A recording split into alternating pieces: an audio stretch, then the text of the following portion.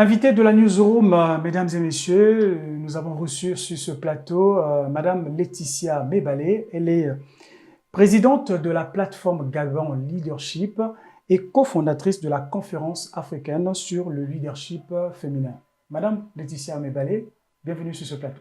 Merci Monsieur Franck Davy. Alors vous êtes l'initiatrice de la conférence africaine sur le leadership. Exactement. Alors l'activité est intervenue le 31 juillet. Vous avez réuni un certain nombre de femmes, les hommes aussi étaient présents. Dites-nous, qu'est-ce qui a motivé l'organisation de cette conférence? Alors, Monsieur Franck Davy, déjà merci encore pour l'invitation. Merci à Vox de nous avoir d'ailleurs accompagnés tout au long de cette cérémonie. C'est gentil. Et c'est dire donc que la conférence africaine du leadership féminin est d'abord née d'un constat. Donc, née à Libreville, au Gabon, nous avons constaté à cette époque-là, donc en 2018, qu'il n'y avait pas un espace justement de discussion, d'échange et de réflexion de haut niveau pour les questions justement axées sur le leadership féminin, l'autonomisation de la femme, la promotion du genre, etc. Et c'est de ce constat que nous avons décidé, nous étions un consortium d'associations féminines qui œuvraient justement pour l'autonomisation des femmes et nous nous sommes dit, voici un élément qu'on peut mettre en place pour pouvoir justement permettre aux femmes de se retrouver. Ce consortium regroupait au moins combien de groupements associatifs? Alors, on était plusieurs associations, on était au moins une quinzaine d'associations à l'époque qui avons eu cette décision, qui avons pris cette décision justement de mettre en place cette conférence africaine du leadership féminin. Et donc, c'est comme ça que tout est parti. La première édition à Libreville, on a eu plus de 300 femmes qui sont venues de tout le pays et qui étaient justement, ça c'est très important, qui étaient de différentes couches sociales.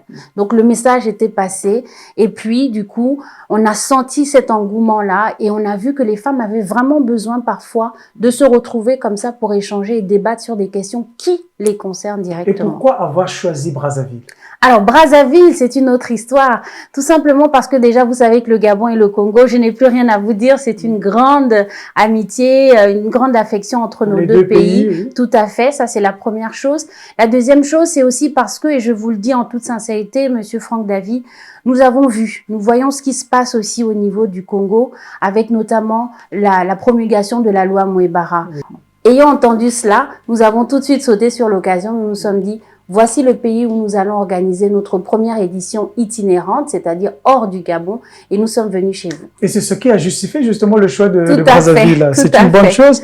Alors, la conférence africaine sur le leadership, le thème que vous avez choisi, améliorer la compétitivité de l'Afrique en renforçant le leadership africain à la production économique. Pourquoi à la production économique? Parce que nous avons simplement constaté que les femmes qui représentent un grand nombre, que ce soit dans nos populations, dans nos différentes populations, justement, on n'arrive pas aujourd'hui à permettre à ces femmes d'être elles aussi actrices justement dans la production économique. Et nous nous sommes dit qu'avec tous les chiffres et les rapports qui sortent justement par les organismes internationaux sur la compétitivité, sur l'entrepreneuriat des femmes, on a vu qu'il y a effectivement encore un grand fossé et qu'il est important que quand même la population qui est la plus nombreuse intervienne de manière vraiment concrète dans la production économique quand on sait qu'aujourd'hui nous recherchons encore 400 millions d'emplois pour le continent. Donc, c'est important que les femmes s'impliquent aussi et qu'on les accompagne, qu'on renforce leur leadership pour qu'elles puissent, elles aussi, être actrices de ce changement. Et justement, est-ce que votre plateforme a déjà des initiatives dans ce sens pour encourager les femmes dans la production économique? Et comment, Monsieur Franck Davy? Pour vous donner un exemple, depuis que nous avons lancé justement la conférence africaine du leadership féminin, nous avons également eu comme recommandation d'appuyer les femmes et les jeunes femmes notamment à l'entrepreneuriat féminin.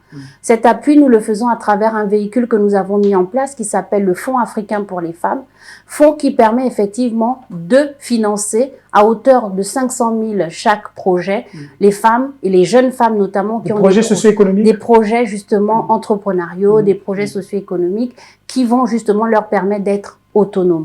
Et donc, depuis maintenant 2 éditions que ce fonds a été lancé, nous avons financé à chaque édition des femmes. Et c'est ce que nous avons fait hier ici à Brazzaville au Congo. Nous avons pu appuyer 2 projets et je suis ravie d'ailleurs de profiter de cette antenne pour vous dire que cette conférence nous a permis de lier un partenariat avec le FIGA, qui est une des entités vraiment que nous avons découvert et que nous avons apprécié, qui fait un travail extraordinaire et qui a sauté sur l'occasion. Oui, c'est le fonds de garantie et d'accompagnement des petites et moyennes entreprises. Et donc, quand ils ont entendu parler de ce que nous faisons, nous les avons conviés et ils ont dit, nous vous accompagnons pour les 2 projets qui ont été financés. Et il s'agit de quel type de projet?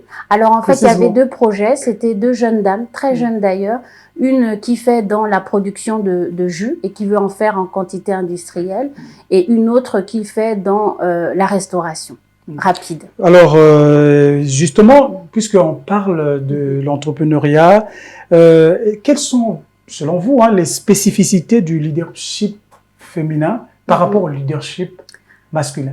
Alors déjà, Monsieur Franck Davis, ce n'est pas moi qui le dis, mais ce sont les rapports de McKinsey notamment, qui nous disent effectivement que lorsque les femmes sont à des postes de décision, on voit tout de suite la différence parce qu'elles ont une gouvernance qui est totalement différente de celle des hommes, et on voit effectivement que lorsqu'une femme est à la tête d'une organisation quelconque, les choses bougent, les choses avancent, les choses Donc, la changent. femme gère mieux que l'homme? C'est ce qui se dit. Ce n'est pas moi qui le dis encore une fois.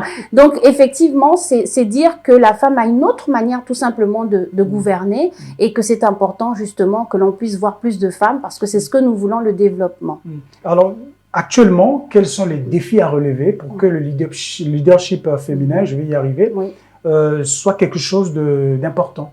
Alors, ce sont déjà des initiatives comme celles que nous avons lancées depuis maintenant quelques années, notamment dans la sous-région. C'est permettre effectivement qu'il y ait de plus en plus d'initiatives de ce genre pour que la petite graine, on va dire, commence à véritablement porter des fruits. C'est important également qu'au niveau de l'éducation, tout simplement, l'éducation au leadership se fasse très très tôt. Donc, au plus jeune âge, dans les établissements, dans des formations, dans du coaching, c'est aussi ça, les choses que nous pouvons proposer, mais aussi, comme nous avons pu le voir au travers des différents dispositifs qui sont mis en place par les gouvernants. Donc, ce sont les politiques publiques qui doivent être justement axées sur la question du genre, notamment la budgétisation axée sur le genre dans les différents budgets gouvernementaux. Et les politiques publiques, quel genre de politiques publiques peuvent favoriser l'émergence des femmes leaders? Alors déjà, pour vous donner quelques exemples qui sont concrets, qui existent aujourd'hui, vous avez par exemple au niveau du Gabon, ce qui a été fait, décréter déjà une décennie de la femme, c'est permettre effectivement que pendant un laps de temps bien précis, on travaille en accélération justement pour permettre à ce que ce fameux leadership féminin soit plus concret dans nos pays. Ça, c'est une première chose, par exemple. C'est aussi tout simplement, comme je disais, permettre à ce que les femmes soient plus formées, justement, notamment en politique, parce que c'est là-bas où les décisions se prennent, c'est là-bas où il faut pouvoir être pour impacter. C'est aussi permettre à ce que, Monsieur Franck Davis, que tout simplement nous comprenions et que nous sensibilisions aussi les hommes. Parce que je crois que c'est ça aussi à la fin de la journée. Un combat comme celui de la promotion du genre, ce n'est pas uniquement pour la femme, mais c'est pour l'égalité des genres. Et donc il faut que l'on sensibilise autant les hommes que les femmes pour que justement les décisions soient prises dans ce sens. Et les obstacles ne manquent pas. Est-ce que vous avez pu quand même identifier quelques obstacles? Oui, il y a des obstacles, bien évidemment. Les obstacles sont socio-culturels, comme vous le savez, surtout chez nous en Afrique. On a quand même des pesanteurs culturelles qui viennent de la tradition, qui font souvent que on a du mal parfois à faire évoluer certaines pratiques pour permettre aux femmes justement d'aller à ce niveau de responsabilité. Et comment les surmonter? Comment les surmonter? C'est par le travail qui a déjà commencé à être fait dans nos différents pays, la sensibilisation, la mise en place de ces lois qui permettent effectivement que le législateur punisse justement lorsqu'il y a des dérives, lorsqu'il y a des abus. C'est aussi le travail des associations que nous sommes, la société civile, qui vient justement en appui, qui est comme un appui au gouvernement pour aller sensibiliser les populations à de meilleurs usages. Vous êtes une femme leader. Alors, est-ce que vous pouvez nous partager votre secret et votre modèle pour que vous arriviez jusqu'à ce niveau? Alors, tout d'abord, ma mère, bien évidemment, parce que vous savez, on ne devient que ce qu'on voit finalement autour de nous. J'ai une maman qui, même étant la femme d'une personnalité à l'époque, avait toujours ce besoin de faire son petit commerce, avoir son petit business. Donc, c'est dire effectivement que ce côté autonome, je ne le tire pas de très loin. Aujourd'hui, je suis cadre au niveau international, mais c'est aussi pour moi important d'être entrepreneur. Aujourd'hui, j'ai une structure au Gabon qui fait justement toujours dans le coaching en leadership et en management. Et donc, je dirais que je tire ça de tout simplement les femmes qui sont autour de moi, qui sont vraiment des femmes battantes. Alors, ceux qui nous suivent, avant de terminer cet échange, qu'est-ce que vous pouvez transmettre comme conseil pour qu'on devienne une femme leader et une femme qui va devenir de plus en plus autonome et pour qu'ils s'émancipent dans la société? Tout à fait. Alors, la première chose que je dirais à une jeune femme qui me regarde aujourd'hui sur votre chaîne, je lui dirais que dans la vie, on ne peut rien avoir si on n'ose pas. Donc, la première chose, c'est avoir une bonne dose d'audace. Monsieur Franck David, si vous n'avez pas d'audace dans la vie, beaucoup de choses vont passer et vous ne les aurez pas. Donc, il faut avoir une bonne dose d'audace aussi. Et puis, l'autre chose, c'est dire en fait que il est important que nous prenions conscience qu'il y a quelque chose de plus important que tout, c'est le réseau. Si vous voulez être un leader, il faut savoir créer et entretenir votre réseau. Donc, c'est-à-dire quoi? Aller à des événements. Lorsqu'il y a quelque chose, vous allez à cet événement, vous rencontrez des gens, vous vous faites justement des opportunités. Donc, c'est ce que je veux dire aujourd'hui aux jeunes femmes, de ne pas avoir peur, d'oser aller vers les gens et surtout de pouvoir s'inspirer des bons modèles parce que nous avons des bons modèles en Afrique. On n'a pas besoin parfois d'aller jusqu'aux États-Unis chercher des modèles, mais ici en Afrique, il y a des femmes qui sont des pionnières, qui ont fait des grandes choses et qui peuvent être justement des modèles d'inspiration. Bien, vous avez compris qu'il faut s'inspirer des bons modèles pour devenir une femme leadership.